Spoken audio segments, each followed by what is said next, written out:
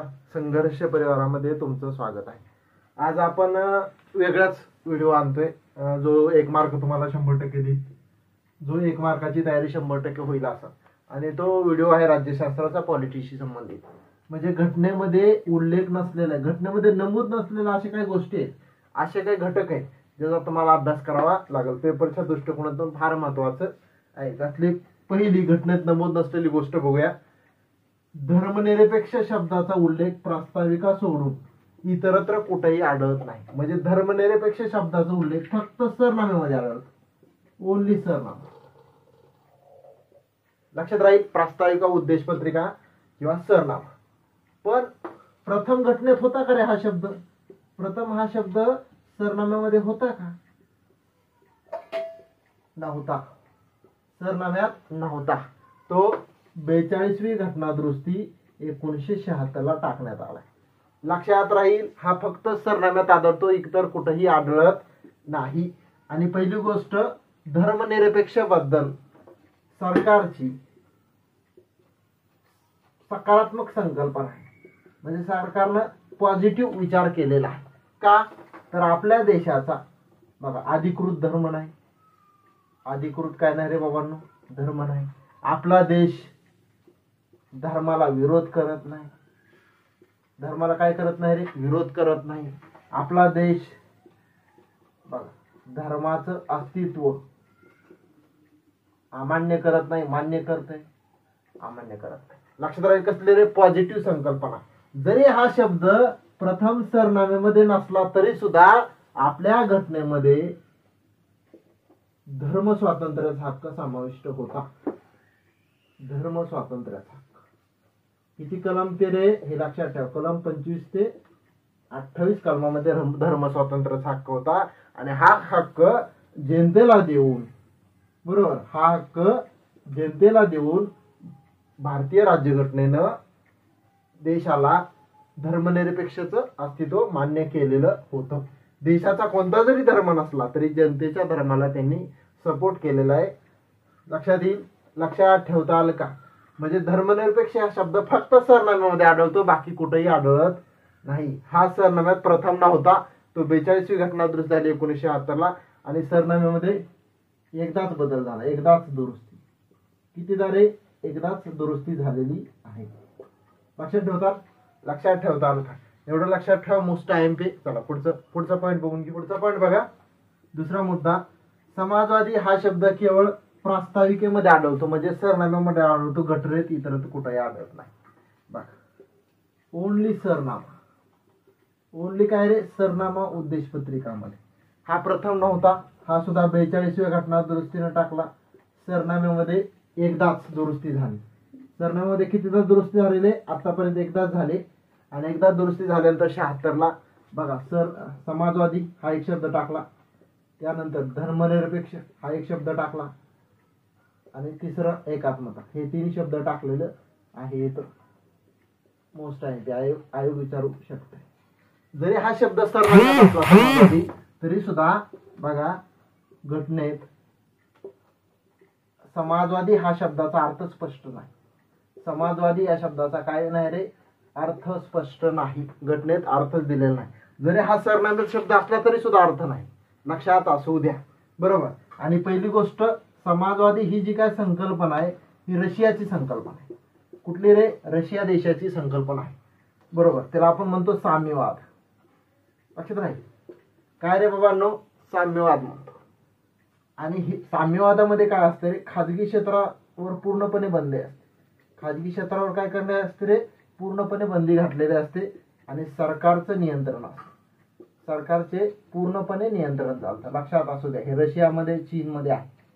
लक्षात राहील. आणि आपण जे समाजवादी संकल्पना स्वीकारली ती लोकशाही समाजवाद आहे. कसली रे? लक्षात असू द्या, लोकशाही समाजवाद महत्वाचं आहे. सुप्रीम कोर्टानं सुद्धा लोकशाही समाजवादाची उद्दिष्ट स्पष्ट केलेली आहेत. तर ह्या लोकशाही समाजवाद आपली मिश्र अर्थव्यवस्थेवर काय रे? अवलंबून आहे. मिश्र अर्थव्यवस्था. लक्षात असू द्या, लक्षात राहील. सार्वजनिक आणि खाजगी क्षेत्राला काय रे? समान असं अस्तित्व दिलेलं आहे. आणि लोकशाही समाजवादाची उद्दिष्टे सुप्रीम कोर्टाने काय केले तरी स्पष्ट केलेले आहेत. तर आपल्या लोकशाही समाजवादामध्ये काय रे बाबा, दारिद्र्य कमी झालं पाहिजे, आरोग्याच्या सुविधा वाढल्या पाहिजे, शिक्षण गेलं पाहिजे, प्रत्येक जनतेचा राहणीमानाचा दर्जा उंचावला पाहिजे, पर्यावरणाचं संतुलन झालं पाहिजे. लक्षात राहील, हे काय रे आपल्या लोकशाही समाजवादाची काहीतरी उद्दिष्ट आहेत. लक्षात ठेवतात. घटनेत हा समाजवादी शब्द फक्त सरनाम्यामध्ये आढळतो, बाकीचं कुठेही आढळत नाही. आणि सरनाम्यात सुद्धा याचा काय अर्थ दिलेला नाही. सुप्रीम कोर्टाने त्याचा अर्थ आपल्या देशाला अनुसरून असा लावलेला आहे. चला पुढचा पॉईंट बघा. तिसरा पॉईंट काय म्हणतोय बघा, घटनेत अस्पृश्यता या शब्दाचा अर्थ स्पष्ट केलेला नाही. अस्पृश्यता आपला हक्क सुद्धा आहे. अस्पृश्यता बंदी कलम किती रे, किती कलम आहे, कलम 17 मध्ये अस्पृश्यता बंदीचा हक्क दिलेला आहे. लक्षात राहील का. आणि अस्पृश्यता या शब्दाचा अर्थ कायद्यात सुद्धा नाही, तसेच घटनेत सुद्धा नाही. कायद्यात सुद्धा नाही, तसाच काय रे बाबांनो, घटनेत सुद्धा ह्याचा अर्थ नाही. लक्षात राहील का. ह्याचा अर्थ शाब्दिक घेतलेला नाही घटनेनं, घटनाकारांनी. कसला अर्थ घेतला नाही रे, याचा अर्थ शाब्दिक घेतलेला नाही, तर ऐतिहासिक परंपरा असा घेतला आहे. काय रे, ऐतिहासिक परंपरा. लक्षात असू द्या. लक्षात राहील का. आणि पहिली गोष्ट, अस्पृश्यता म्हणजे विशिष्ट जाती जन्माला आल्यानंतर काय बंधनं टाकली जायची की बाबा गावाच्या बाहेर राहायचं, बरोबर. भरपूर सामाजिक बंधनं त्यांच्यावर लादली जायची. का तर विशिष्ट जातीत जन्माला आल्यामुळे. आणि पहिली गोष्ट, अस्पृश्यता पाळत असताना की बाबा त्यांना माणसाचा दर्जा दिला जात नाही त्याच्या आधी. येत लक्षात की बाबा त्यांना जनावरांपेक्षाही हीन अशी वागणूक दिली जात असते. आणि अस्पृश्यता बंदीचा कायदा सुद्धा सरकारने केलाय. अस्पृश्यता बंदी कायदा 1955 ला केलाय, बरोबर. त्याच्यामध्ये दुरुस्ती, त्याच्यामध्ये बघा चेंजेस केला, दुरुस्ती 1976 ला. कधी रे, 1976 ला. त्याचं नाव बदललंय, नागरी अधिकार व संरक्षण कायदा. नागरी अधिकार व संरक्षण कायदा. लक्षात राहील. आणि पहिली गोष्ट, ह्याच्यात अॅट्रॉसिटी, नंतर ह्याच्यात चेंजेस होऊन अत्याचाराच्या केसेस नंतर म्हणजे 1989 ला अत्याचार निवारण प्रतिबंधक कायदा.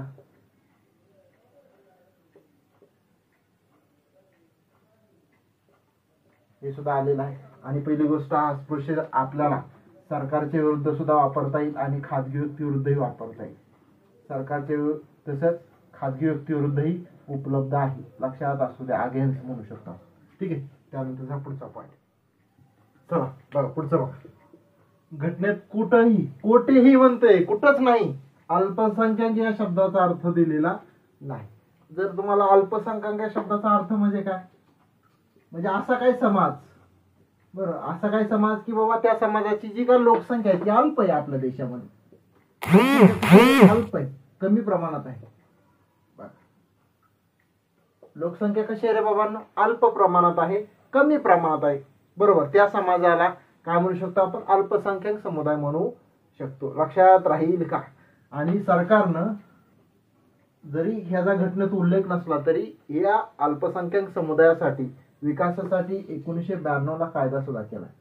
काय केलाय रे, कायदा सुद्धा केलेला आहे.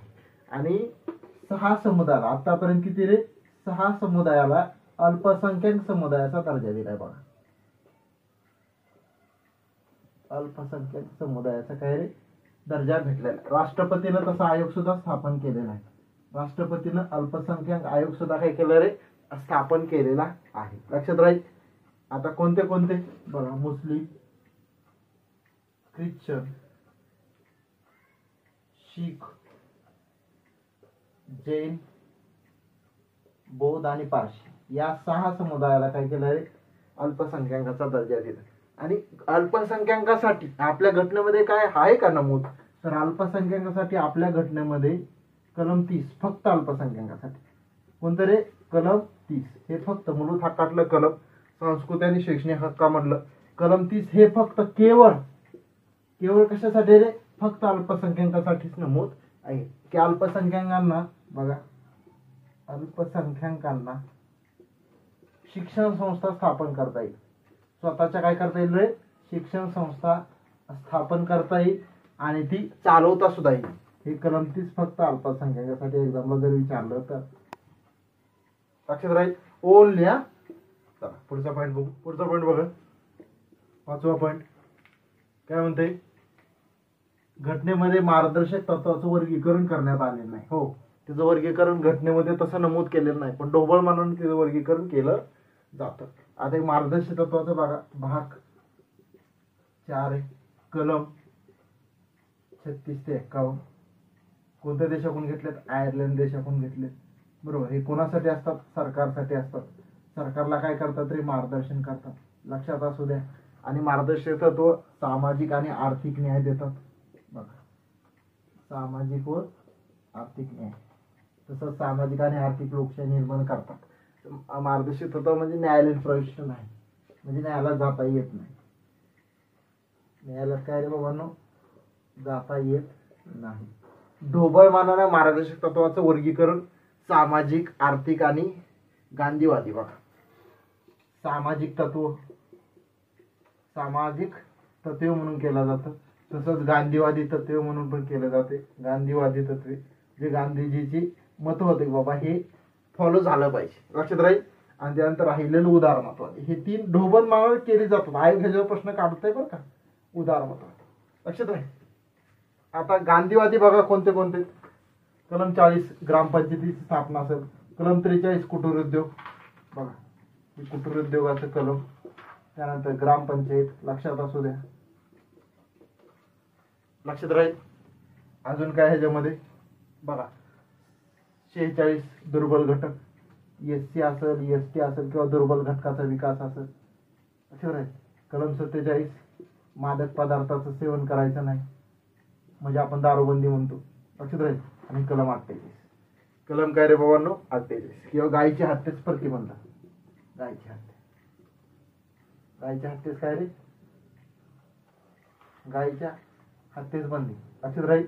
म्हणजे कलम कोणती कोणती मार्गदर्शक तत्व गांधीवादीमध्ये येतात? 43, 40, 46, 47, 48. लक्षात राहील. लक्षात राहील का? आता सामाजिक किंवा समाजवादी तत्व म्हणतो आपण इथे. बघा, इथे काय रे? समाजवादी तत्व. त्याच्यामध्ये काय काय येते बघा. समाजवादी तत्वामध्ये 38 उत्पन्नाची किमान विषमता पातळी, उत्पन्नाची जी काही विषमता आहे ती किमान पातळीवर आणायची. त्यानंतर 39 ची सगळी कलम बघा, 38 कलम येते. 39 कॅपिटल ए, स्मॉल ए, सर्वांना रोजगार भेटला पाहिजे. 39 बी साधन संपत्तीचं वर्गीकरण असेल. सी उत्पन्न आणि संपत्तीची विषमता कमी करणं. डी बघा, सर्वांना रोजगार, स्त्री आणि पुरुषांना समान कामासाठी समान रोजगार. ई काय रे बाबा? शोषण करायचं नाही, बालक, पुरुष, स्त्री, लक्षात राहील. बालकांचं कोळं वय, महिला आणि बालकांचं कोळं वय, महिला आणि पुरुषांचं आरोग्याने ताकद. आणि एफ बालकांचा विकास, लक्षात असू दे. हे सगळी कलम समाजवादीमध्ये येतात. तसंच 39 कॅपिटल ए, जे आपण सामान्य व मोफत कायदेशीर सहाय्य म्हणतो, हे सुद्धा लक्षात असू दे, लक्षात राहील. त्यानंतर सर्वांना शिक्षण, रोजगार आणि पेन्शनचा दर्जा. त्यानंतर 42 कामाचं ठिकाण आणि स्त्रियांना प्रसूतिकाळ सहाय्य, लक्षात राहील. 43 हे काय रे? कामगारांना व्यवस्थापनामध्ये सहभाग करून घेणे, संचालक मंडळावर. 43 बी काय रे? सहकारी सोसायट्या स्थापन करणे, लक्षात राहील. लक्षात राहील का? लक्षात राहील. हे झाली समाजवादी, हे झाली गांधीवादी. आणि आता राहिलेले उदारमतवादी कोणते बघा. कलम 44 समान नागरी कायदा. कलम 45 6 ते 14 वर्षातील बालकांना शिक्षण, लक्षात राहील. त्यानंतर कलम 48 हे पर्यावरणाचं रक्षण असेल. 49 आंतरराष्ट्रीय स्मारकाचं जतन असेल, लक्षात राहील. त्यानंतर 51 आंतरराष्ट्रीय शांतता व सुरक्षितता. हे समाजवादी, गांधीवादी, उदारमतवादी. हे तुम्हाला आयोग प्रश्न विचारतोय. आयोग काय करते? ह्याच्यावर प्रश्न 100% काढत आहे की बाबा समाजवादी तत्वे कोणती, गांधीवादी तत्वे कोणती किंवा उदारमतवादी तत्वे कोणती. 100% ह्याच्यावर प्रश्न आहे, हे लक्षात असू द्या. चला पुढचं पॉईंट बघू. पुढचं पॉईंट बघा. घटनेत घटनाभंग या शब्दाचा अर्थ स्पष्ट केलेला नाही. घटनाभंग म्हणजे की बाबा घटनेचा अवमान, आपण साधारण म्हणू शकतो.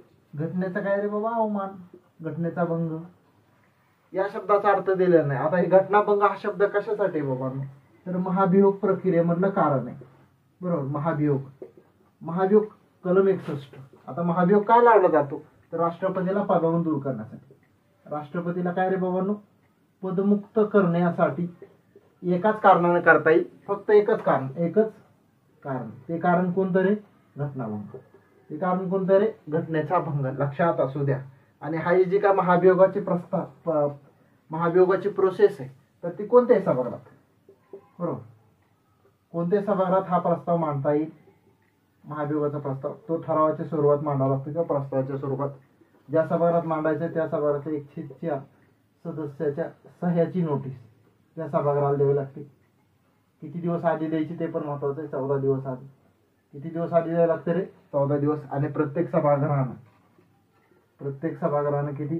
203 सदस्याच्या बहुमतानं, किती? 203 सदस्याच्या बहुमतानं ते ठराव पास करणं गरजेचं आहे. लक्षात राहील.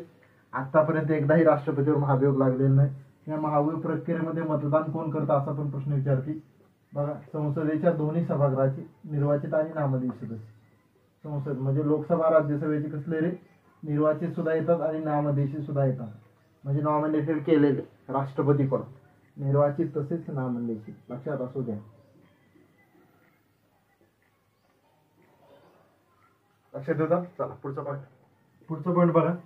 संसदीय विधेयकावर निर्णय घेण्याबाबत राष्ट्रपतीवर कोणती कालमर्यादा घातलेली नाही. म्हणजे बघा, ज्यावेळेस एखादं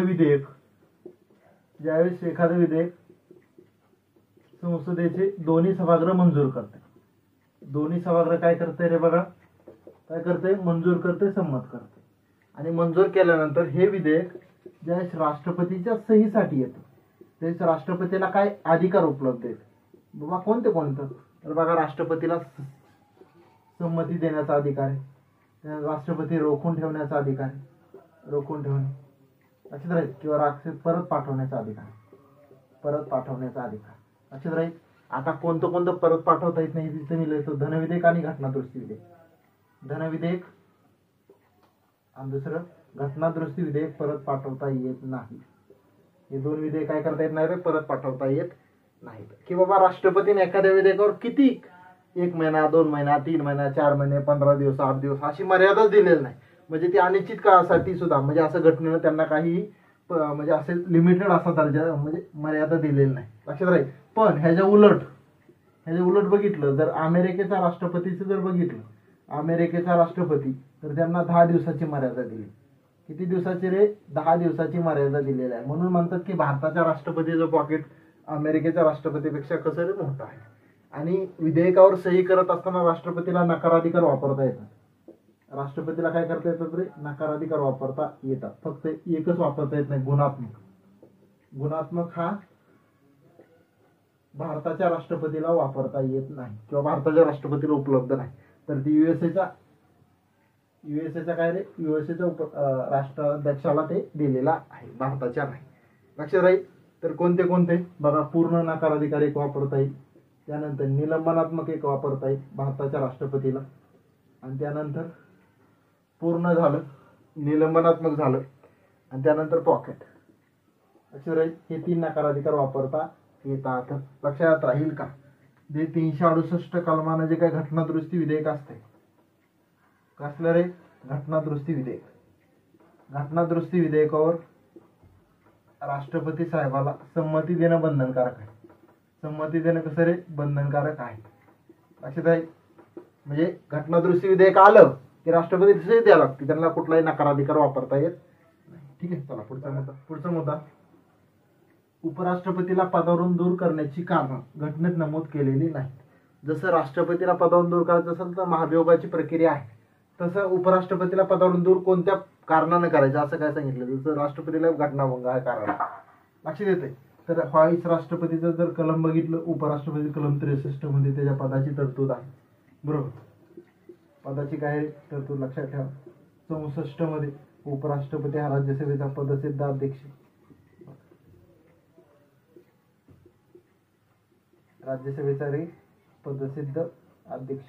उपराष्ट्रपतीच्या नियुक्तीसाठी सुद्धा निर्वाचन मंडळ असते बघ, संसदेच्या दोन्ही सभागृहाचे निर्वाचित सदस्य, नामनिर्देशित सदस्य.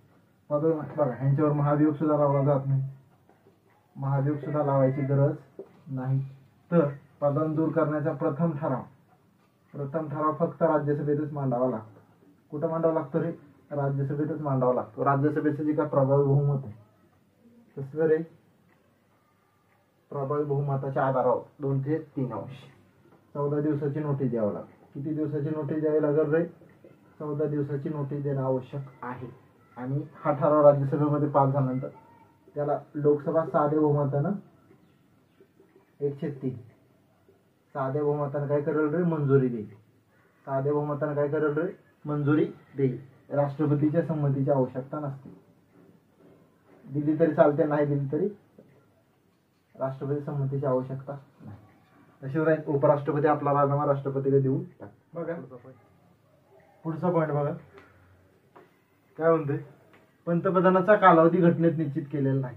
म्हणजे पीएम किती वर्ष पदावर राहतील असं घटनेत सांगितलेलं नाही. पंतप्रधान पीएम यांची तरतूद जर बघितली तर राष्ट्रपतीला सल्ला आणि सहाय्य देण्यासाठी यांच्या पदाची तरतूद आहे 74 मध्ये. पीएम व त्यांचं मंत्रिमंडळ लक्षात ठेवता आलं का? संसदीय शासन पद्धतीमधलं कलम आहे 74. बघा यांचा कालावधी घटनेत निश्चित नाही. राष्ट्रपतीची मर्जी असेपर्यंत पदावर काय करतात रे? ते पदावर राहतात. साधारण 5 वर्ष राहतात. साधारण किती वर्ष रे?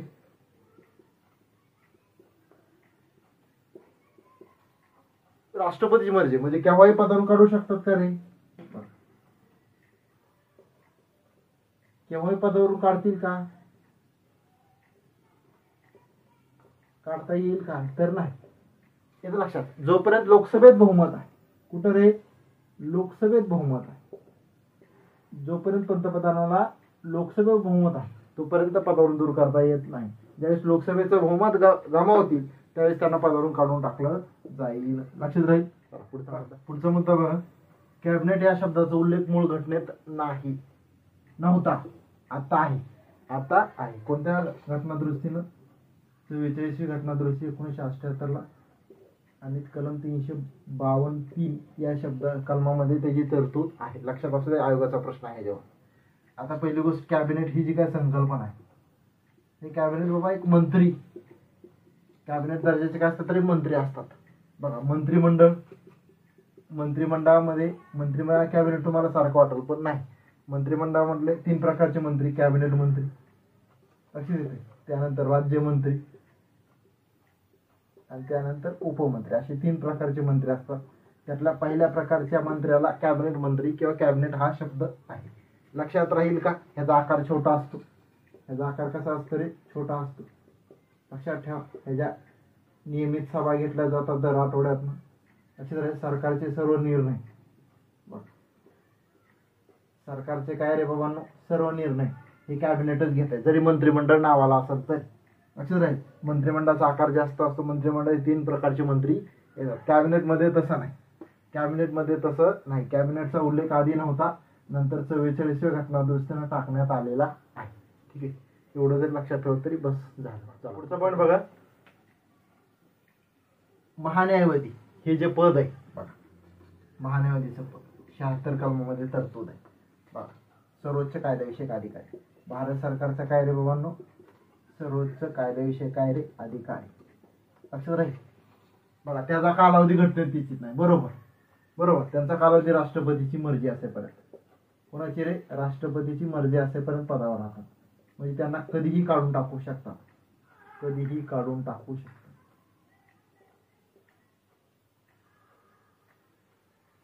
लक्षात राहील. पदावरून दूर करण्याची पद्धत घटनेत नाही. राष्ट्रपतीची मर्जी. आणि एक ही कालावधी सुद्धा नाही आणि पदावरून दूर करण्याचं, आणि घटनेत वेतन सुद्धा नाही. बरं का? बघा, महान्यायवादीचं घटनेत वेतन सुद्धा नाही.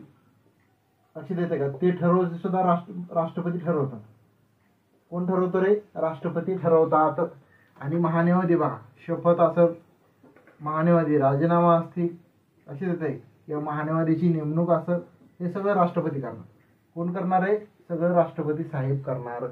आणि महान्यायवादीचं जर क्वालिफिकेशन बघायचं झालं असेल, पात्रता, तर सर्वोच्च न्यायालयाचा न्यायाधीश व्हायला पाहिजे. सर्वोच्च न्यायालयाचा न्यायाधीश होण्यास पात्र पाहिजे. ही लक्षात असू द्या. ठीक आहे, एवढं जर लक्षात ठेवलं तरी बस झालं. चला पुढचा पॉईंट बघा. राज्यसभा सदस्यांचा कालावधी घटनेत निश्चित करण्यात आलेला नव्हता. नाही केला. ते संसदीय कायद्याने केला. तो संसदेला अधिकार दिला. संसदेनं तसा कायदा केला. लक्षात राहील. कोणता कायदा केला? 1951चा.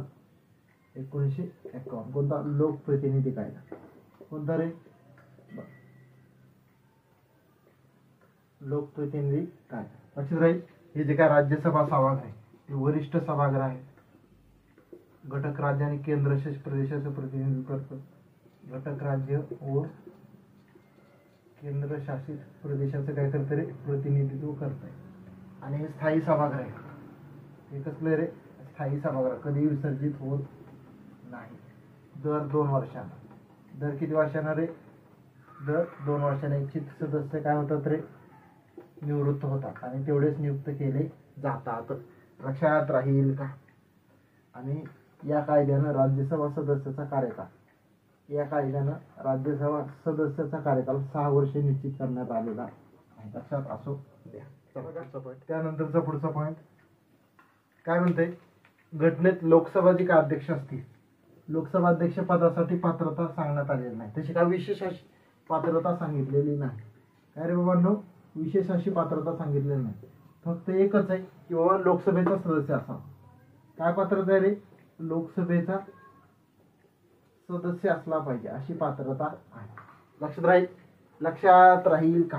आणि लोकसभा जे काय अध्यक्ष असतील काय रे बाबांनो लोकसभा अध्यक्ष सहसा सरकारी पक्ष द्यावा. कुठला असतात रे सरकारी पक्ष. आणि निवडत असताना सल्ला कोणाचा लागेल विरोधी पक्ष. कोणाचा सल्ला लागेल रे विरोधी पक्षांचा काय करावं लागतं रे सहकार्य घ्यावं लागतं. पहिल्यांदाच असं झालं होतं 1996 मध्ये प्रथम विरोधी पक्षाचे सदस्य काय झाले ते रे सभापती झाले होते किंवा अध्यक्ष म्हणून निवडून आले होते. एक्झामला त्याच्यावर सुद्धा तुम्हाला प्रश्न विचारू शकतात. त्यांचं नाव P.A. संगमा. कोण रे P.A. संगमा. ह्यांचा सुद्धा कार्यकाल 5 वर्षे. ह्यांचा सुद्धा कार्यकाल किती वर्ष रे 5 वर्ष आहे. पूर्ण सभागृहाचं काय करतात रे कामकाज बघतात. लक्षात राहील का महत्वाचं आहे. पुढचा बघा. क्या कालावधी घटनेत निश्चित करण्यात आलेला नाही तर ते संसदीय कायद्यानं निश्चित केला. कसं रे संसदेनं कायदा करून तो निश्चित केलेला आहे. जे सुप्रीम कोर्ट आणि हायकोर्टाच्या सुप्रीम कोर्टाच्या न्यायाधीशाचा कार्यकाल तो कॅगचा सुद्धा कार्यकाल आहे 6 किंवा 65 वर्ष. लक्षात असू द्या. लक्षात राहील. किंवा कॅगला पदावरून दूर करायचं असेल तर सुप्रीम कोर्टाच्या न्यायाधीशाप्रमाणे त्यांना दूर करावं लागतं. लक्षात राहील. कॅग राष्ट्रपतीच्या मर्जीनं पद धारण करत नाही. राष्ट्रपतीच्या मर्जीनं काय करत राहत रे काम करत नाहीत. लक्षात राहील का. त्यांना पदावर दूर करण्याची प्रक्रिया अत्यंत किचकट आहे. कॅगचं भारताचा महानियंत्रक लेखा परिषद कलम 148. बरं यांची नेमणूक राष्ट्रपती साहेब करतील. शपथ सुद्धा राष्ट्रपती देतील. राजीनामा सुद्धा राष्ट्रपतीकडेच द्यावा लागेल. लक्षात असू. पुढचा पॉईंट बघू. बघा पुढचा पॉईंट. सर्वोच्च तसंच उच्च न्यायालयाच्या न्यायाधीशाची संख्याबाबत घटनेत उल्लेख नाही. म्हणजे सर्वोच्च न्यायालयामध्ये न्यायाधीशाची संख्या किती असावी किंवा उच्च न्यायालयामध्ये न्यायाधीशाची संख्या किती असावी हे घटनेत नमूद नाही. तर ठरवण्याचा अधिकार बघा सुप्रीम कोर्टाचे जे काही न्यायाधीश असतील त्या न्यायाधीशाची संख्या संसद ठरवते. कोण ठरवते रे तो अधिकार घटनेनं कोणाकडे दिलाय एक्झामला आलेला आहे प्रश्न. संसदेकडे दिलेला आहे. Most IMP point. लक्षात राहील. संसद निश्चित करते. आणि हायकोर्टाच्या न्यायाधीशाबद्दल बघायचं केलं हायकोर्टाच्या न्यायाधीशाची संख्या किती असावी हे ठरवण्याचा अधिकार राष्ट्रपती साहेबाकडे. हे आता आयोगाचा प्रश्न आला. घटनेनं कुणाला दिला आहे रे राष्ट्रपती साहेबांना दिलेला आहे. Most IMP point. ठीक आहे. पुढचा पॉईंट बघा. सर्वोच्च तसेच उच्च न्यायालयाचे न्यायाधीश होण्यासाठी किमान वयाची कालावधी दिलेला नाही. किमान वय किती असावं बरोबर. किमान वयाची काय केलेलं नाही रे मात्रता दिलेली नाही. लक्षात राहील का. एक्झामला विचारतील किंवा सुप्रीम कोर्टाचं बघा सुप्रीम कोर्टाचा न्यायाधीश व्हायचा असेल तर त्याचा जो काही कालावधी त्याचा कालावधी सुद्धा घटनेत निश्चित नाही. बघा घटनेत काय नाही रे निश्चित नाही. तो ठरवण्याचा अधिकार संसदेला दिलाय आणि संसदेनं कायदा करून तो ठरवलाय 6 वर्ष किंवा 65 वर्ष. जो आधी येईल तो 6 किंवा 65 वर्ष. तसंच इकडे जर बघायला गेलं हायकोर्टाच्या न्यायाधीशाचं पण तसंच आहे. हायकोर्टाच्या न्यायाधीशाचा जे काय कार्यकाल आहे तो कार्यकाल घटनेत नाही. तो कार्यकाल कुठं नाही रे बाबांनो घटनेत नाही. लक्षात राहील. तो कार्यकाल सुद्धा संसदेला ठरवण्याचा अधिकार दिलाय कायदा करून, आणि त्यांना ठरवून 6 वर्ष किंवा 62 वर्ष जे आधी येईल ते लक्षात राहील, हे लक्षात असू द्या. लास्टचा पॉईंट बघून घेऊ. न्यायालयाच्या अवमानाची व्याख्या घटनेत केलेली नाही. न्यायालयाच्या अवमानाचा कायदा केलेला आहे बघा, तो कायदा न्यायालयाचा अवमान कायदा 1971 आणि अवमान दोन्ही प्रकारचा होऊ शकतो, फौजदारी सुद्धा आणि दिवाणी सुद्धा. फौजदारी तसेच दिवाणी सुद्धा होऊ शकतो. आणि न्यायालयाचा जर अवमान झाला तर शिक्षा देण्याचा सुद्धा अधिकार आहे. 6 महिने किंवा 2000 रुपये दंड. 6 महिने किंवा 2000 रुपये दंड.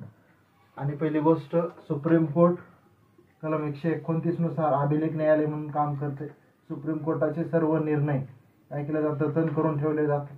सुप्रीम कोर्टाचे निर्णय जो पाळत नाही त्याच्यावर कारवाई होऊ शकते. तसंच हायकोर्ट सुद्धा अभिलेख न्यायालय म्हणून काम करतं 215 नुसार. कशानुसार रे? 215 नुसार. लक्षात राहील का? सुप्रीम कोर्टाला सुद्धा, हायकोर्टाला सुद्धा आपल्या अवमानाचं म्हणजे आपल्या न्यायालयाचा अवमान झाला तर शिक्षा देण्याचा अधिकार आहे. हे होतं पेपरच्या दृष्टिकोनातून. काय रे बाबांनो, जे पेपरसाठी खरंच फार महत्त्वाचं आहे असं घटनेमध्ये उल्लेख नसलेल्या बाबी ज्याच्यावर तुम्हाला 100% 1 मार्क येऊ शकतो, आणि हे आयोगासाठी फार महत्त्वाचं आहे. ठीक आहे, नीट बघा, नोट्स काढून ठेवा, मित्रांना शेअर करा. व्हिडिओ आवडला लाईक, कमेंट आणि चॅनल सबस्क्राईब करून ठेवा, जेणेकरून पुढचे येणारे व्हिडिओ तुम्हाला नोटिफिकेशन मिळून जाईल. ठीक आहे, थँक्यू.